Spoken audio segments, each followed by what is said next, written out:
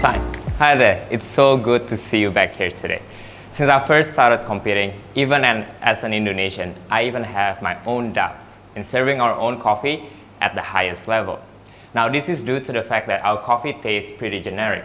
This is due to the coffee varieties that we have, as well as the processing methods that we choose to do to them. Almost all of them are geared towards high yield, as well as fast turnovers. But I knew we could do something about this. And as the saying goes, if you want to see change, you be change. So I gathered my own team of agents of change, and together we spent years trying to make coffee that one day can hopefully shatter all of our doubts and prove us all wrong. And that day is today. So we are going to start with our signature beverage today to see what is possible. We're going to use coffee from the same Indonesian region throughout. So I'll tell you more information about this coffee as we progress. For your signature beverage, we're going to use a traditional full wash Indonesian coffee. But for now, let me introduce you to my agent of change that together are changing the Indonesian coffee landscape. The first team member comes from the Microbial Biotechnology Unit at Bandung Institute of Technology. This is in West Java in Indonesia. Together we have determined 3 groups of microbiomes that can potentially change the way we ferment coffee. Today they are represented by some dried ingredients in front of you on the table. Now the first group of microbiome comes from the genus of Bacillus. Now Bacillus, they break down polysaccharides. They turn this into oligosaccharides, and this makes for a creamier cup of coffee. In front of you they are represented by honeysuckle for their ability to add tactile to a brewed tea. The second group of microbiome comes from the genus of Klebsiella. Now Klebsiella, they break down pectin into monosaccharides, and this accounts for a sweeter cup of coffee. In front of you they are represented by globe amaranth flower for their ability to give dried red fruit sweetness into our coffee. The third group, and perhaps the most interesting out of them all, comes from the genus of Pichia. Now Pichia, they break down available macronutrients into more volatile aromatic compounds, while at the same time producing less lactic acid.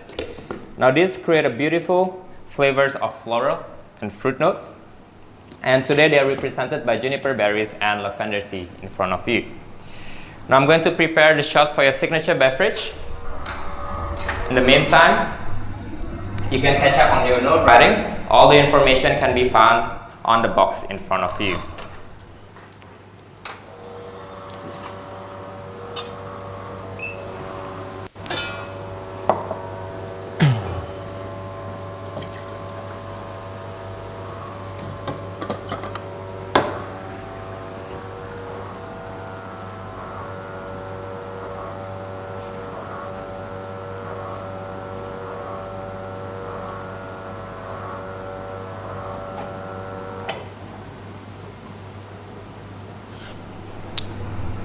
Alright folks, now we're pouring our espressos made using 21 grams of coffee to 42 grams of espresso over these whiskey rocks. Now this is to chill it down slightly to around 20 degrees Celsius.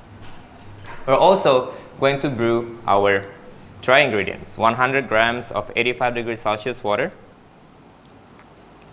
to 3 grams of equal part of your dry ingredients. This is to release all of the flavors. While waiting for that to brew, we're going to make an inoculated Aspuma for our signature beverage.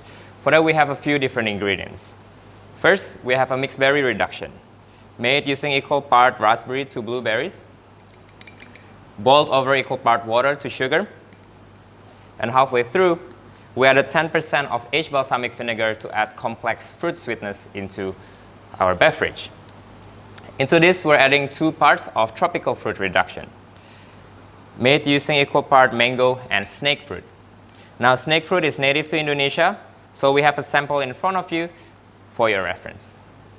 We made this the same way as our mixed berry, but instead of aged balsamic vinegar, we added lemon juice to balance the sweetness with some acidity. Now what we're going to do is to inoculate this mixture using 300 microliter of Bacillus, Klebsiella, and Pichia. Now these microbiomes thrive under anaerobic environment. So we're going to seal this siphon, charge it with nitrogen to allow that beautiful transformation of flavor to come through. Now this process takes a couple of days, so we have a second set here ready for us to go. All right, now we are going to finally build our signature beverage. We're mixing our tisane with our coffee together. In each glass, you will get 46 grams of liquid. And then we're going to top that off with 20 grams of our inoculated Aspuma.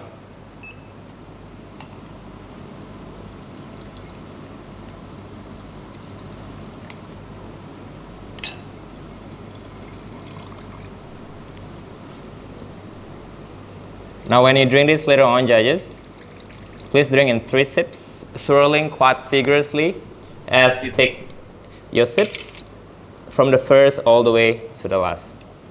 Now the reason why I ask you to do this is because there will be a transformation of flavor.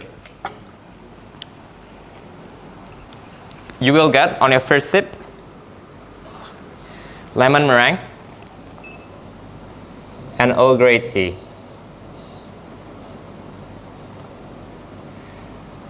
On your second and third sip,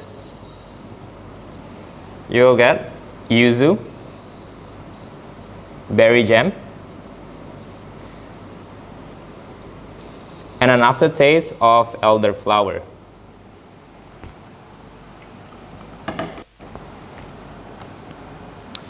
Righty. That is yours, please enjoy. That is yours, please enjoy. That's yours. And there is yours. Please go ahead and enjoy. I'll be right back.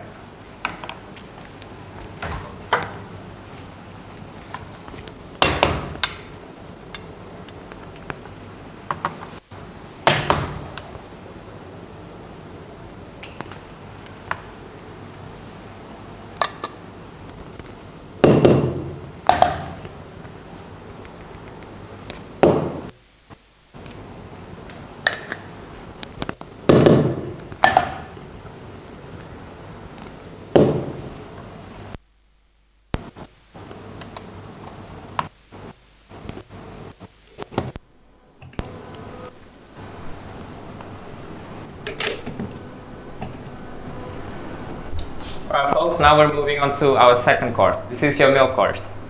For this course, please only assess the visual when I serve them to you, but wait for my instructions on when to enjoy your coffee.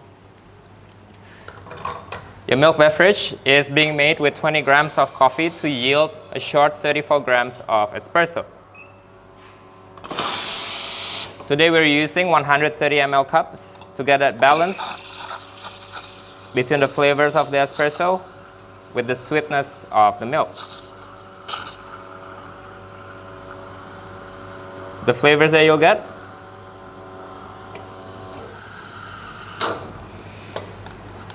are strawberry, cacao nips,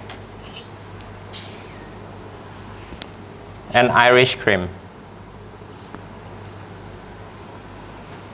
Alrighty, so for this second course, we asked folks like you on what they would like to taste in our Indonesian coffees. Turned out, they would like to taste chocolate flavors, as well as beautiful fruit sweetness to balance that off. So we figured we could achieve this through post-harvest fermentation. This is your second agent of change, and you can see it on the middle section of your box in front of you. So we started by inoculating whole coffee cherries with a fermentation precursor starter of 1 part Bacillus, 1 part Klebsiella, and 10 part Pichia. Now this is to introduce fruit flavors into our coffee. Then we seal our container, let it ferment inside anaerobic conditions to let the transformation of flavors to take part. This is very similar to the way we did our signature beverage. We then let the fermentation continue until 3.8 pH, where there's a lot of acetic acid present. And this allows us to bring out the beautiful chocolate flavors that we have today. We then take the coffee out. We dry them as natural coffee for 6 weeks. And it's long and slow drying. It's what bringing out that beautiful fruit flavors that we introduced earlier in our fermentation starter.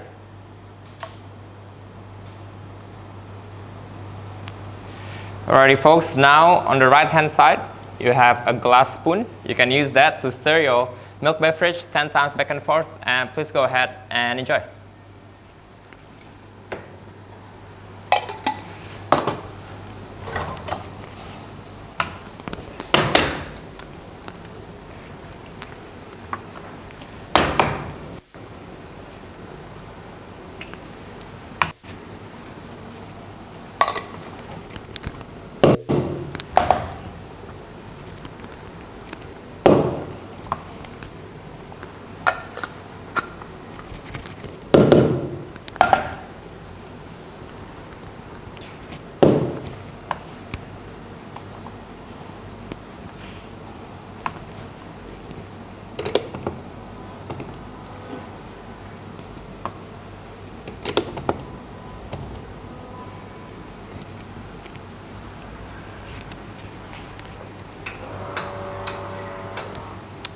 Right, judges, now let's move on to our final course. This is your espresso course.